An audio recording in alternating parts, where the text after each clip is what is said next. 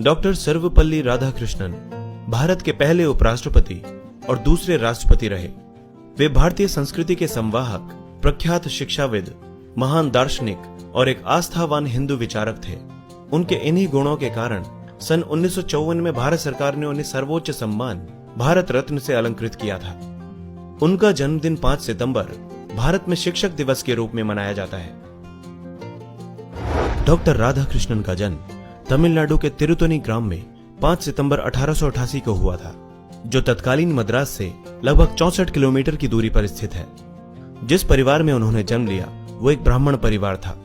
उनका जन्म स्थान भी एक पवित्र तीर्थ स्थल के रूप में विख्यात रहा है। डॉक्टर राधाकृष्णन के पूर्वज पहले कभी सर्वपल्ली नामक ग्राम में रहते थे और 18वीं शताब्दी के मध्य में वे तिरुतनी ग्राम की ओर स्थानांतरित हो गए। लेकिन उनके पूर्वज चाहते थे कि उनके नाम के साथ उनके जन्म स्थान का नाम भी जुड़ा रहे। इसी कारण उनके परिजन अपने नाम के पहले सर्वपल्ली लगाने लगे। डॉक्टर राधाकृष्णन एक गरीब किंतु विद्वान ब्राह्मण की संतान थे। उनके पिता का नाम सर्वपल्ली वीरास्वामी और माता का नाम सीताम्मा था। उनके पिता राजस्व विभाग में काम करते थे। उन पर बहुत बड़े परिवार के भरण पोषण का दायित्व था। वीरास्वामी के 5 पुत्र और एक पुत्री थी और राधाकृष्णन इन सभी संतानों में दूसरे स्थान पर थे। उनके पिता काफी कठिनाइयों के साथ परिवार का निर्वहन कर रहे थे।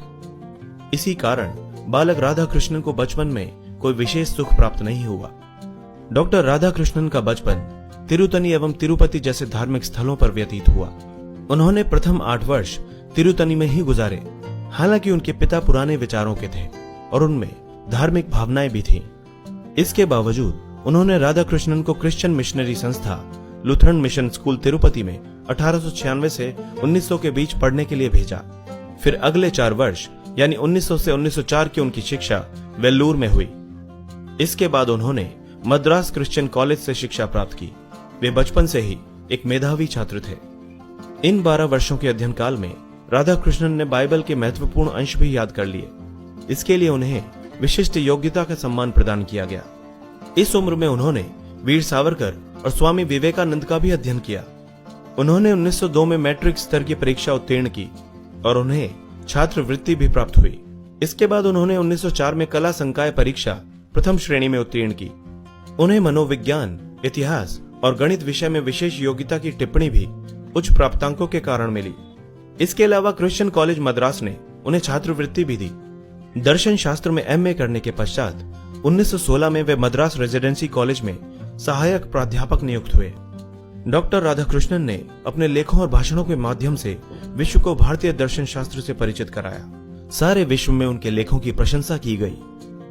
उस समय मद्रास के ब्राह्मण परिवारों में कम उम्र में ही शादी संपन्न हो जाती थी और राधाकृष्णन भी उसके अपवाद नहीं रहे। 1903 में 16 वर्ष की आयु में ही उनका विवाह एक दूर की रिश्तेदार शिवा कामू के साथ संपन्न हो गया। उस समय उनकी पत्नी की आयु मात्र 10 वर्ष की थी। इसी कारण 3 वर्ष बाद ही उनकी पत्नी ने उनके साथ रहना शुरू किया। हालांकि उनकी पत्नी शिवा कामू ने परंपरागत रूप से शिक्षा प्राप्त नहीं की थी, लेकिन उनका तेलुगु भाषा पर अच्छा अधिकार था। वे अंग्रेजी भाषा भी लिख पढ़ सकती थीं। 1908 में राधाकृष्णन दंपत्ति को संतान के रूप में पुत्री की प्राप्ति हुई। डॉक्टर राधाकृष्णन ने 1908 में ही कला स्नातक की उपाधि प्रथम श्रेणी में प्राप्त की और दर्शन शास्त्र में विशिष्ट योग्यता प्राप्त की। उच्च अध्ययन के दौरान वे अपनी निजी आमदनी के लिए बच्चों को ट्यूशन पढ़ाने का काम किया करते थे। 1908 में उन्होंने एमए की उपाधि प्राप्त करने के लिए एक शोध भी लिखा। इस समय उनकी आयु मात्र 20 वर्ष की थी।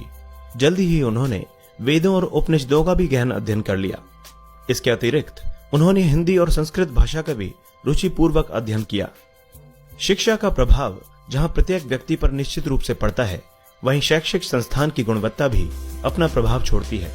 क्रिश्चियन संस्थाओं द्वारा उस समय पश्चिमी जीवन मूल्यों को विद्यार्थियों के भीतर काफी गहराई तक स्थापित किया जाता था। यही कारण है कि क्रिश्चियन संस्थाओं में अध्ययन करते हुए राधाकृष्णन के जीवन में उच्च गुण समाहित हो गए। लेकिन उनमें एक अन्य परिवर्तन भी आया, जो कि क्रिश्चियन संस्थाओं के कारण ही था। कुछ लोग हिंदुत्ववादी विचारों को नीची नजरों से देखते थे और उनकी आलोचना भी करते थे। उनकी आलोचनाओं को डॉक्टर राधाकृष्णन ने चुनौती की तरह लिया और हिंदू शास्त्रों का गहरा अध्ययन करना प्रारंभ कर दिया। दरअसल डॉक्टर राधाकृष्णन ये जानना चाहते थे कि वस्तुतः किस संस्कृति के विचारों में चेतनता है और किस संस्कृति के विचारों में जड़ता है। इस कारण राधाकृष्णन ने तुलनात्मक रूप से यह जान लिया था कि भारतीय अध्यात्म काफी समृद्ध है और क्रिश्चियन मिशनरियों द्वारा हिंदुत्व की आलोचनाएं निराधार हैं। इससे उन्होंने ये निष्कर्ष निकाला कि भारतीय संस्कृति धर्म, ज्ञान और सत्य पर आधारित है, जो कि प्राणी को जीवन का सच्चा संदेश देती है। डॉक्टर राधाकृष्णन समूचे विश्व को एक विद्यालय मानते थे। उनका मानना था कि शिक्षा के द्वारा ही मानव मस्तिष्क का सदुपयोग किया जा सकता है, अतः विश्व को एक ही इकाई मानकर शिक्षा का प्रबंधन करना चाहिए। ब्रिटेन के एडिनबरा विश्वविद्यालय में दिए अपने भाषण में डॉक्टर सर्वपल्ली राधाकृष्णन ने कहा था, मानव को एक होना चाहिए। मानव इतिहास का संपूर्ण लक्ष्य, मानव जाति की मुक्ति तभी संभव है जब देशों की नीतियों का आधार पूरे विश्व में शांति की स्थापना का प्रयत्न हो। डॉक्टर राधाकृष्णन अपनी बुद्धि से परिपूर्ण व्याख्याओं, आनंददायी अभिव्यक्तियों और हल्की गुदगुदाने वाली कहानियों से छात्रों को मंत्रमुग्ध कर देते थे। उच्च नैतिक मूल्यों को अपने आचरण में उतारने की प्रेरणा वे अपने छात्रों को भी देते थे। वे जिस भी विषय को पढ़ाते थे, पहले स्वयं उसका गहन अध्ययन किया करते थे। दर्शन जैसे गंभीर विषय को भी वे अपनी शैली से सरल, रोचक और प्रिय बना देते थे। 1909 में 21 वर्ष की उम्र में डॉक्टर राधाकृष्णन ने मद्रास प्रेसिडेंसी कॉलेज में जूनियर लेक्चरर के तौर पर दर्शन शास्त्र पढ़ाना प्रारंभ किया। यहाँ उन्होंने 7 वर्ष तक न केवल अध्यापन किया, बल्कि स्वयं भी भारतीय दर्शन और भारतीय धर्म का गहराई से अध्ययन किया। इस समय उनका वेतन मात्र 37 रुपए था। 1912 में डॉक्टर सर्वपल्ली राधाकृष्णन की मनोविज्ञान के आवश्यक तत्व शीर्षक से एक लघु पुस्तिका भी प्रकाशित हुई, जो कक्षा में दिए गए व्याख्यानों का संग्रह था। इस पुस्तिका के द्वारा उनकी यह योग्यता प्रमाणित हुई कि प्रत्येक पद की व्याख्या करने के लिए उनके पास शब्दों का अतुल्य भंडार तो है ही, उनकी स्मरण शक्ति भी अत्यंत विलक्षण है। जब डॉक्टर राधाकृष्णन यूरोप व अमेरिका प्रवास से पुनः भारत लौटे तो यहाँ के विभिन्न विश्वविद्यालयों ने उन्हें मानद उपाधियां प्रदान कर उनकी विद्वत्ता का सम्मान किया। 1928 की सर्दियों में इनकी प्रथम मुलाकात पंडित जवाहरलाल नेहरू से उस समय हुई जब वे कांग्रेस पार्टी के वार्षिक अधिवेशन में सम्मिलित होने के लिए कलकत्ता आए हुए थे।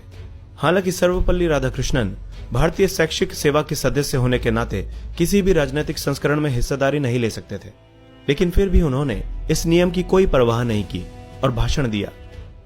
1929 में इन्हें लेक्चर देने के लिए मैनचेस्टर यूनिवर्सिटी द्वारा आमंत्रित किया गया। इन्होंने मैनचेस्टर व लंदन में कई लेक्चर दिए। इनकी शिक्षा संबंधी उपलब्धियों के दायरे में कई संस्थानिक सेवा कार्यों को देखा जा सकता है। जैसे ये सन 1931 से 36 तक आंध्र विश्वविद्यालय के वाइस चांसलर रहे। ऑक्सफोर्ड विश्वविद्यालय में 1936 से 1952 तक प्राध्यापक रहे। कलकत्ता विश्वविद्यालय के अंतर्गत आने वाले जॉर्ज पंचम कॉलेज के प्रोफेसर के रूप में 1937 से 1941 तक कार्य किया। सन 1939 से 1948 तक काशी हिंदू विश्वविद्यालय के चांसलर रहे। 1953 से 1962 तक दिल्ली विश्वविद्यालय के चांसलर रहे। 1946 में यूनेस्को में भारतीय प्रतिनिधि के रूप में अपनी उपस्थिति दर्ज कराई। 1952 में सोवियत संघ के आने के बाद डॉक्टर राधाकृष्णन उपराष्ट्रपति निर्वाचित किए गए। संविधान के अंतर्गत उपराष्ट्रपति का नया पद सृजित किया गया था। पंडित जवाहरलाल नेहरू ने इस पद के लिए राधाकृष्णन का चयन करके लोगों को चौंका दिया था। सभी को आश्चर्य था कि इस पद के लिए कांग्रेस पार्टी के किसी राजनीतिज्ञ का चुनाव क्यों नहीं किया गया। उपराष्ट्रपति के रूप में राधाकृष्णन ने राज्यसभा में अध्यक्ष का पदभार भी संभाला। हमारे देश के दूसरे राष्ट्रपति डॉक्टर सर्वपल्ली राधाकृष्णन के जन्मदिन 5 सितंबर को प्रतिवर्ष शिक्षक दिवस के रूप में मनाया जाता है। इस दिन समस्त देश में भारत सरकार द्वारा श्रेष्ठ शिक्षकों को पुरस्कार भी प्रदान किया जाता है। हालांकि उन्हें 1931 में ब्रिटिश सरकार द्वारा सर की उपाधि दी गई, लेकिन स्वतंत्रता प्राप्ति के पश्चात उसका औचित्य डॉक्टर राधाकृष्णन के लिए समाप्त हो चुका था। जब वे उपराष्ट्रपति बने तो स्वतंत्र भारत के प्रथम राष्ट्रपति डॉक्टर राजेंद्र प्रसाद ने 1954 में उन्हें उनकी महान दार्शनिक व शैक्षणिक उपलब्धियों के लिए उन्हें देश का सर्वोच्च सम्मान भारत रत्न प्रदान किया।